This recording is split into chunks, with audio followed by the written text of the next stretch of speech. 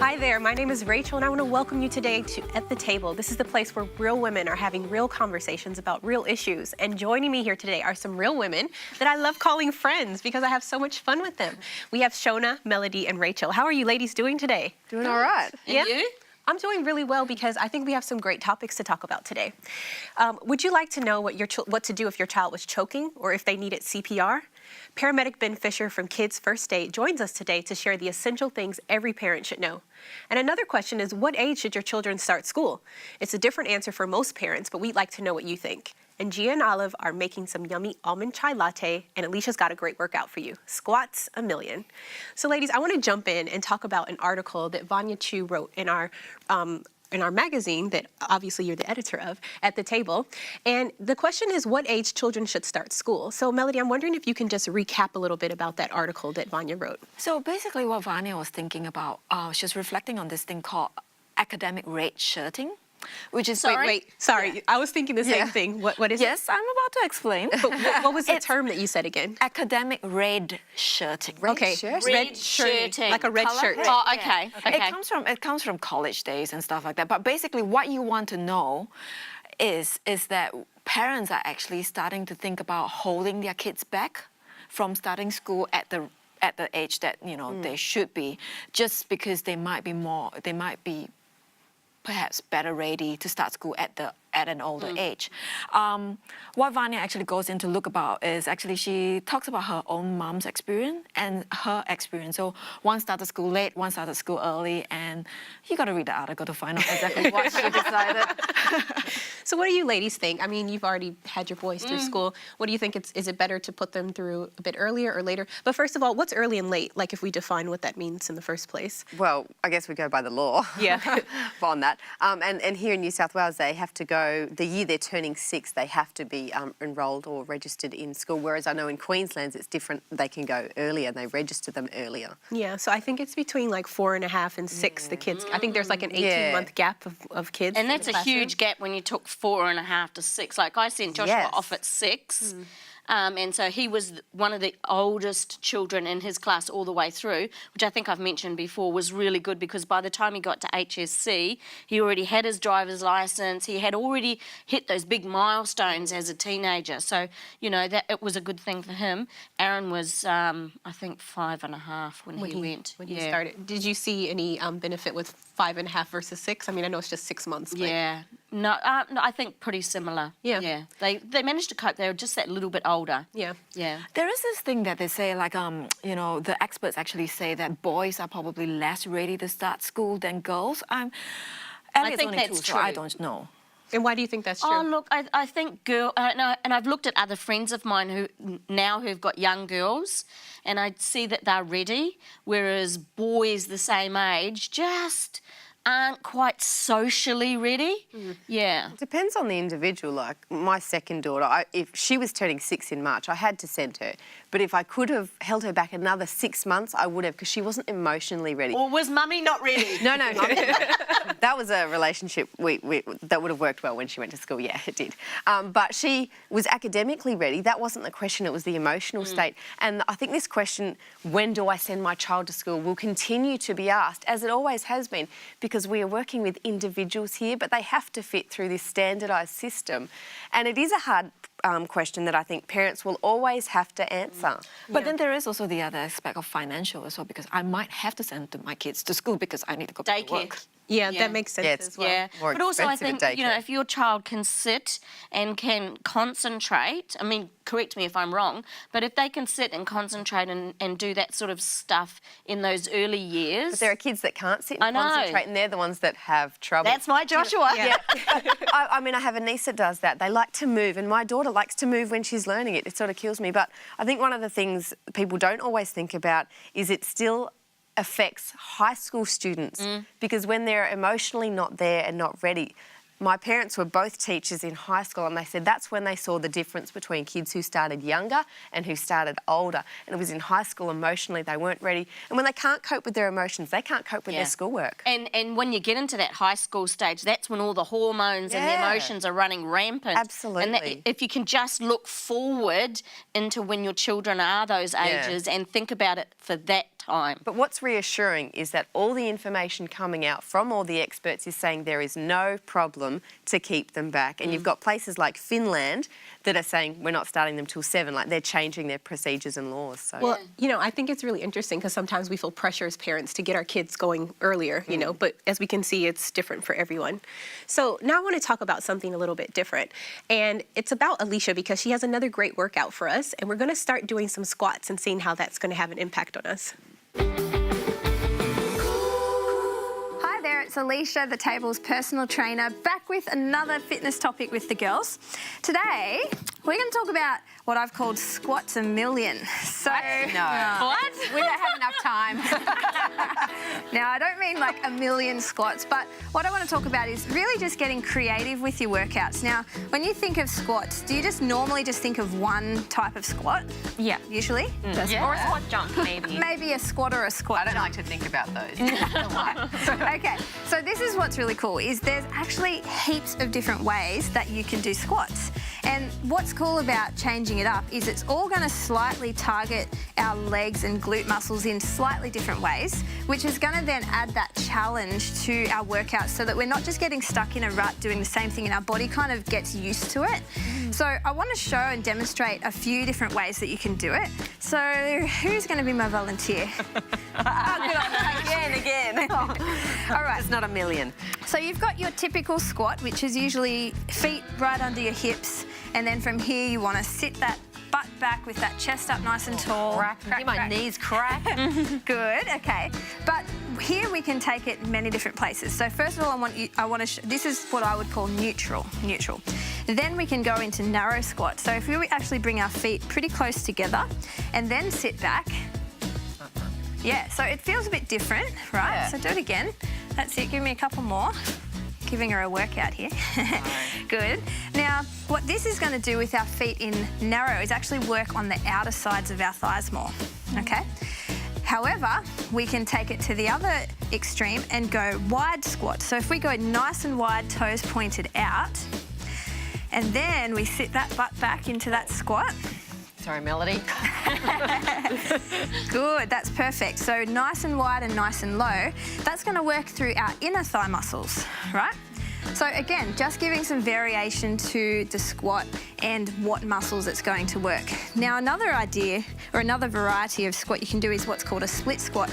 So you take 1 foot forward, you want them out wider than hips. So Like, Yep, almost like that wide squat.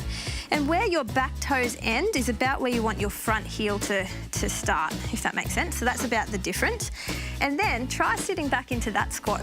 oh, I had to think. Yeah, it feels a bit weird, doesn't it? does. Yeah. And then you can swap the other foot forward and do it, the other side as well, and sit it back. And again, what this is going to do, it's going to dominate one leg a little bit more than the other. Yeah. And give it a slightly harder workout while it's getting worked, okay?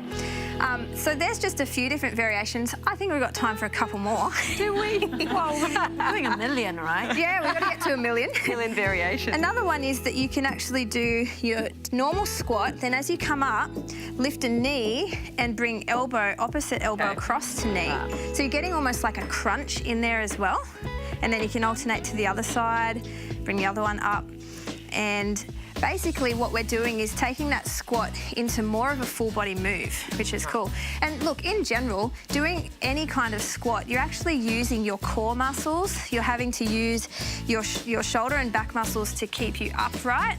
So it actually is a full body functional exercise in and of itself, but you can make it varied in so many different ways. So look, if you're looking for some workouts where we do some of these variety of squats, jump on our YouTube channel. We've got plenty of 10-minute workouts for you there, and I'm sure you'll enjoy them and you might feel your legs a little more than usual. Until then, take care, bye. It's one of the scariest scenarios you can ever imagine. Your child goes missing. What would you do? And does your child even know what to do if they were to get lost? Rachel, have you ever been in this scenario? Has anything like this ever happened to you? Yeah, I remember as a kid getting lost, and it was at the Easter show of all places, and I just remember panicking, and I was foolish, like I was so young, and I just sort of started going, okay, I'll look for Mum. To me, that seemed the logical thing, so I started walking and looking. Thankfully, Mum found me, and I'm sure I was only lost for a couple of minutes, but as a kid, I was freaking out. As an adult with young kids, I haven't lost them yet. knock on yet. something. I've got one that just likes to wander off, so I'm like, always, where is she, where is she? And is it scarier once you have more kids? Because I can just imagine with having just Jack. You're totally outnumbered. We've got 3, you're totally outnumbered. So if like one runs this way, You only you got kind two of- hands. Yeah. Yeah, oh no, my oldest is the classic oldest. She's quite responsible and good, and I can trust her. But the other two are a little bit more free and want to be free. But you know, I actually read an article in Kids Spot, right, where the mom actually had the child go missing, and the strategy was genius. I didn't even think about it. So people who were helping her find actually we shouted out to the crowd, we are looking for a kid age 4, has blonde hair, wearing a red shirt. So it was very, very specific as to who they were looking for. And they actually found the man had taken the child away and was going to abduct him, and they found him purely because these cadets had run around yelling those few sentences out. Otherwise, so it's like wildfire. It like spread. Everyone Yeah. they made everyone start saying the same phrase over and over again. Because the other thing that we do as well is that when the child goes missing, right, we shout their names. That's not gonna, if someone's gonna be abducting my child, right, the name isn't gonna do anything. But if you do the description, people watching will be like, hey, that kid. Yeah. yeah. Yeah, I thought that was ingenious because I've lost Joshua many times in the shopping centres. He just wanders and starts chatting to other people. And the panic that sets in. Yeah, I can only imagine. Yeah, you just... Debilitating. You freeze, literally, because you don't know what to do, because he was probably 2 the first time he wandered off. And yes, I had a whistle that I would get them back with. Everything came to the whistle, the cat, the dog, the children, the husband, everything. But they had to lock the shop down because Wow. we couldn't find him. How long was he missing? About half an hour. Oh, that would they be so found him in a scary. lolly shop chatting to the owner, but anyway. But it's just debilitating, and you freeze, and you don't know what to do to find this child because they've wandered off.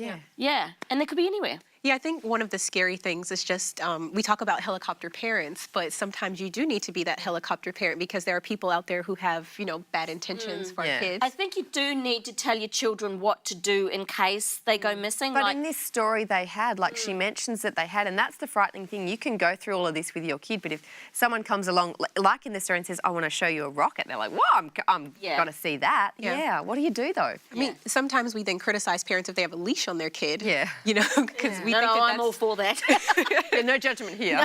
we think it's going too far. But as a parent, I just can't imagine the feeling like that would come over me if that happened. She'd only sort of let go of his hand for a moment because she had to do something, and that's all it takes, and that's the frightening thing about it. And she said he was a kid who actually would stay close. Like he wasn't a kid who would be prone to wander. Yeah.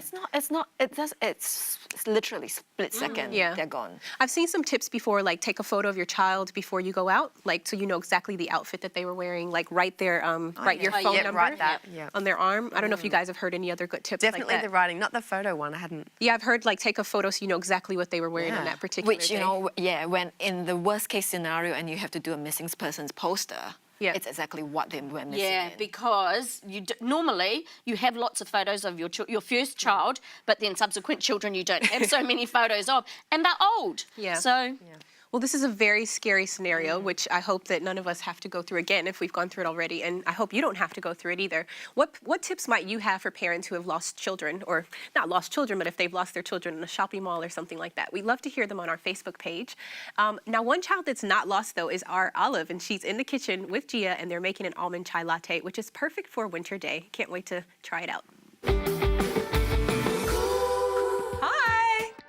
What are we making today? Chai latte. What sort of chai latte? Almond. Almond, she already knows. So we're gonna make a healthy version of a chai latte, and we're gonna make it caffeine free because when you go to bed, just before you go to bed, don't you feel like something warm in winter and you don't wanna have caffeine because it'll keep you awake all night. So we got 1.5 cups of water, and I'm just gonna turn this on, but bear with me because I always get the wrong one for some reason. On high heat to start, we're gonna throw dates in there. I've got 4 dates, make sure they're pitted. Can you what? Five. Yay, go. Try again. Whoa. Awesome. Dates are in there. So I've got 3 to 4 pitted dates in there, and I'm going to bring the water to the boil, and the dates will soften and they will tear a little bit. They'll become mushy. And then I might even add the chai. I'm using dandy chai. It's just you can buy any chai that's decaf from the shops, and I just open up the little tea bag. Okay, you've got to reach over. Can you do it? All right. And I just throw them in there. I'm using 2 because this is going to be for 2 to 3 people. You can use 1 if it's just for yourself, just half the recipe. Okay, so it's coming to the boil. Do you want to have a look? Look at that. So it's starting to boil, and you can see here the date has just started to pull apart. It's become mushy, hasn't it? Can we add the milk now? I add the milk now because I didn't want to overboil the milk. I just use any non-dairy milk, 1.5 cups as well, same thing. If you're making about 3, just like I said, halve it if you're making less. And then it won't take long for the milk to start to come to the boil, and then straight away you turn it off. You just put it in the blender. And in the blender, while that's cooking, I'm gonna put 1 tablespoon of nut butter.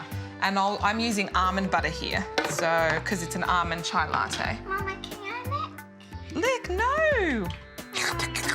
You just want to lick everything, don't you? No. Okay. How about you can have this, okay? It's not boiling yet, but it's just about to boil. So I'm going to turn the heat off, and I'm going to bring it here, and I'm just going to pour it straight into my blender. Make sure you get all the dates in there, and it doesn't matter that you put the chai in there as well, because we're going to use a strainer sieve to actually strain it out, okay? So I'm just going to blend it together. My son keeps moving the blender. He keeps pressing the buttons, and that is done. There you go, your chai latte. So let's pour it into the cups. Can you pass me a cup? My cup. Oh, this, I don't know if you're going to like it because it might be too hot for you. We might let it cool down, hey? So using a sieve, you just pour it into your... Look at that. So that way it strains out any of the bits. Olive, can you pass me the other cup? Thanks. For you. Yep, 1 for you and 1 for me. Is that what you're doing? Wow, and you've even got the nice frothy top. And I am going to add... Well, there's some more there for a 3rd person, if you want, and I'm going to add some cinnamon on top. That looks awesome. Perfect.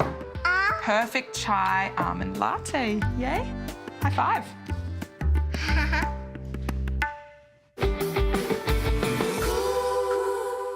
Hey, Olive and Gia, how about bringing some of those to us here in the studio?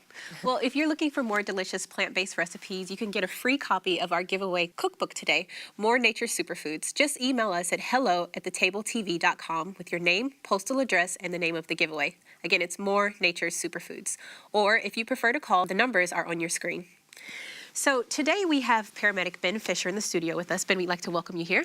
Thanks very much. Yeah, so he's here to show us some of the first aid skills that every parent should know. So we've been talking about some heavy topics like losing kids, and another way that sometimes parents end up losing children, unfortunately, is through, household accidents or any kind of situation, really. Definitely. Yeah, so what actually inspired you to start this business? Look, my wife actually is also an experienced paramedic and a nurse, and she got to the point where she'd go to jobs in the ambulance to people's homes, and there are parents that in the 5 minutes between calling the ambulance and the ambulance turning up, they could have actually initiated something to save their child, and they were either untrained or too nervous to, and then we have some sort of tragic outcome. So the idea was to get out and explain to parents just simply some good tactics and strategies to help their child before the ambulance turns up. What are the common scenarios? Look, commonly with small children, it's falls and bumps and, head knocks after falling off the change table, stuff like that. Choking in babies is a common one, and burns. So anything that, it happens all day, every day somewhere in Australia, a child or a baby has an accident. Accidents happen, and we're just trying to get people ready for those accidents in the home. I think as a normal non-medical person, I usually just feel like that's the medical professional's job to Sure. do, and actually feel ill-equipped and feel like actually intimidated to think about, I could have done something in the 5 minutes before you arrive. I think everyone's taught just to call 000 and like just wait for the medical professional to come along. But you're saying that there are things that we can do to help, within those 5 minutes. Are those critical? Is it like really critical in those 5 minutes? Yes, I think when you're dealing with something like CPR or choking, you really need to act immediately, and acting within that first minute is likely to have a good outcome and save a life, as opposed to waiting the 5 minutes where things might be too late. Now, you've got an interesting wee thing on your knee there. Do you carry this around all the time? Well, he's getting bigger and bigger. This is Elvis, because Elvis Elvis has an electric pelvis, which we use for training. This is Elvis, and Elvis is a roughly a 3-month-old baby, and we use this to explain to parents how to do really good, effective CPR and how to manage choking. Well, can we show us how Elvis works? Yeah. Sure. Well, as I said, Elvis is designed to replicate a 3-month-old baby. The idea of Elvis having the electric pelvis there is that when we get parents to press down on the chest and at the right rate, I'll get 2 green dots. So is that for CPR? Is that a CPR that's for technique? CPR training. Can you show us? Is it as hard as they say? Like to Because it's really scary doing this. It is scary, and really the thing about what we teach is that we know parents are terrified. Yep. We know mums and dads are scared of hurting their baby. And so people know what to do. They know they have to press up and down on the chest, but parents get very scared about pressing down hard enough because they think they'll damage their bub. And what we really, really push, the message that we push really is that you have to press hard. And that's against the instincts of us as parents, Yeah. Can we see an example? Yeah, sure. So normally if we do CPR, we do it on the floor, but I'll just do it on my lap here. And so basically, when we've got a child this small, we can use 2 fingers or a whole hand in the middle of the chest, and we need to press down nice and hard. Yeah, that is hard. Because what we're doing is we're actually squeezing the heart under the chest. Okay. If we do it really gently, like not this gonna is what get there. we aren't going to squeeze Is this what the people heart. typically teach? This is that- what parents learn.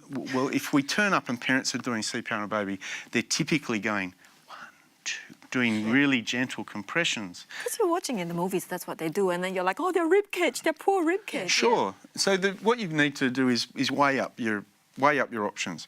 If I do hard CPR and I squeeze the heart, I'm going to get blood and oxygen to the brain. So the child has a good chance of recovering. If I don't do that, then I'm not going to get a good result. So the worst thing I can do when I do hard CPR is maybe damage the rib, maybe get a broken rib. But normally the bones are that soft that... Look, the chances of breaking a baby's rib are almost next to none, but even if you did, better that's to why have a I've got a broken live rib. child with a sore rib, Yes. as with me. opposed to a child that hasn't survived. So it's good to understand that we're actually pumping the heart. Is that what you said? This compressing the chest is simulating, because the heart's stopped in the chest. Yep. So every time we press down, we squeeze the heart, and that pumps the more you blood know. around and gets the oxygen to the head. So would you do this sort of thing, is it after a drowning? Because I can't imagine you would be doing this on a young child. Like, what are the reasons for doing this? The main reasons that we ever do CPR on children, typically if we do CPR on adult, it's because, they've got a diseased heart. If children's heart stopped, it's because they've got no oxygen going to, so they've either drowned or they've choked or they've smothered. Can we get someone to try? Like, Yeah, maybe one for of the ladies sure. want to try? I'll have a crack. Rachel, you've got to... I'll have a crack. I didn't mean to say that.